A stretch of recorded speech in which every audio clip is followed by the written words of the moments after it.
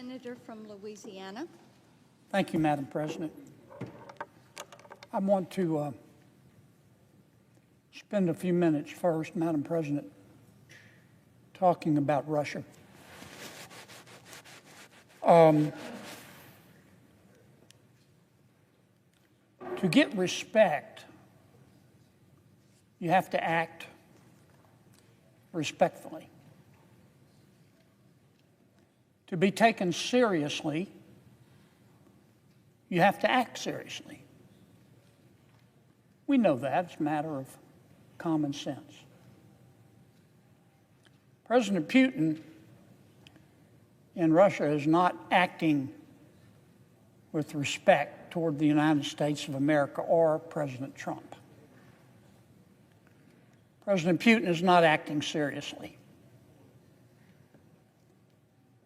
I don't know a single fair-minded person with an IQ above his age who doesn't want peace in Ukraine. Could we have order, Madam President? Thank you, Madam President. We all want to see peace in Ukraine. President Zelensky wants to see peace in Ukraine. President Trump wants to see peace in Ukraine. I thought President Putin did. I'm beginning to wonder. President Trump, who is leading these negotiations, first asked for a ceasefire. He said for 30 days, maybe 45, 60 days, I'm asking both Russia and Ukraine to lay down their arms. Senator John Kennedy just dropped the hammer on Vladimir Putin, and let me tell you, he did not hold back. In a fiery speech, Kennedy exposed Putin's so-called peace negotiations as nothing but a sham, and he had some choice words for Russia's leader. But what exactly did Kennedy say? And what does this mean for Trump's efforts to broker peace in Ukraine? Let's break it all down. Stick around, because this one's big. John Kennedy didn't just criticize Putin, he torched him. He accused Putin of lying like he breathes and said his actions would gag a maggot. That's brutal. But why is Kennedy so fired up? Well, Putin rejected Trump's proposal for a ceasefire, even after Trump pushed for a temporary halt to the violence. Instead of cooperating, Putin said, no, I won't agree to a blanket ceasefire, but I will stop bombing infrastructure in Ukraine. He lied like he breathed. He continued to destroy civilian infrastructure in Ukraine. Then President Trump said, okay, let's try for a ceasefire in the Black Sea. That would benefit both Ukraine and Russia, who both of which use the Black Sea for maritime commerce. And indeed, the world depends on a lot of the grain that they both export. So President Trump said, let's try for a ceasefire in the Black Sea and maritime security in the Black Sea. President Zelensky said, sure, I'm with you. Just like he'd said previously, I agree to a ceasefire, Mr. President. President Putin said, I'll agree to a ceasefire in the Black Sea, but I want conditions. I want conditions. And you know what his conditions are?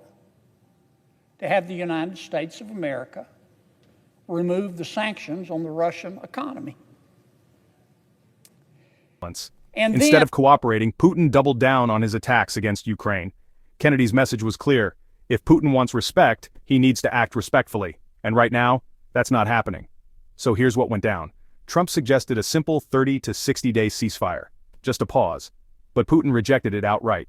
Then, Trump tried to negotiate a limited ceasefire in the Black Sea, where Ukraine and Russia both depend on trade. Sounds reasonable, right? But Putin wasn't having it. Instead, he set ridiculous conditions like lifting U.S. sanctions on Russia and putting Ukraine under UN control. Basically, he wanted total control over Ukraine before even considering peace. And then, to make matters worse, President Putin said, oh, by the way, I have one other condition. I want to put the people of Ukraine and the government of Ukraine under the administration of the United Nations. In other words, he wants the people of Ukraine to give up their democratic form of government and be run by the United Nations. And then finally, President Putin said to President Trump, oh yeah, there's one other thing too. Before I'll agree to a ceasefire in the Black Sea, or a ceasefire generally, I don't want to just negotiate with you, President Trump, President Putin said. He said, I want China to be part of the negotiations, and India, and Brazil, and South Africa. And get this, this will curdle your lunch, North Korea.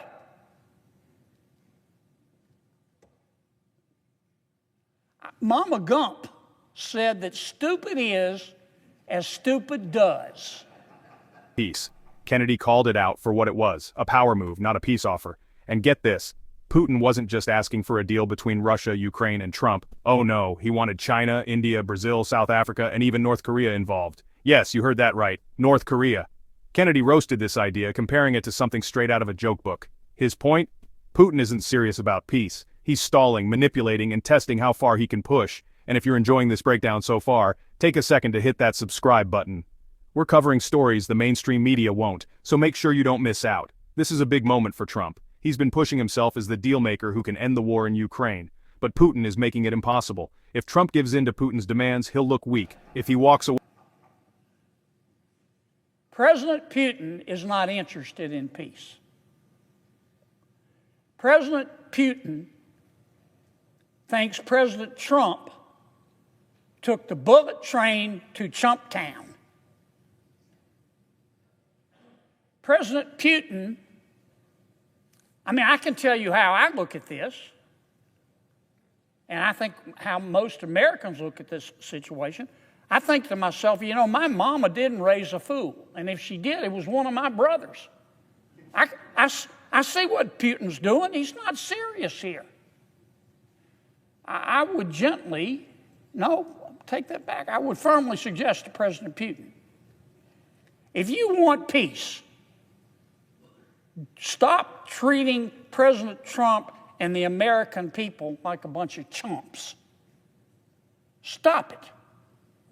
If you want respect, act respectfully.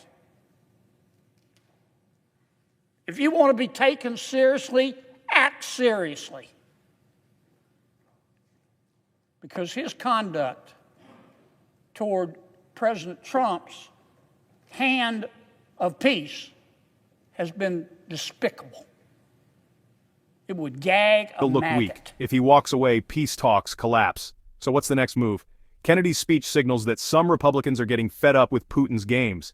Could this change how Trump approaches negotiations? We'll have to wait and see. So here's the bottom line. Kennedy just put Putin on blast, and he's not wrong. Putin's demands are outrageous, and his actions show he's not serious about peace. Trump is now caught in a tough spot. Does he keep negotiating or call out Putin's bluff? What do you think? Will Putin ever agree to real peace, or is this just more political theater? Drop your thoughts in the comments. And if you haven't already, smash that like button, subscribe for more updates, and turn on notifications so you never miss a video. Thanks for watching, and I'll see you in the next one.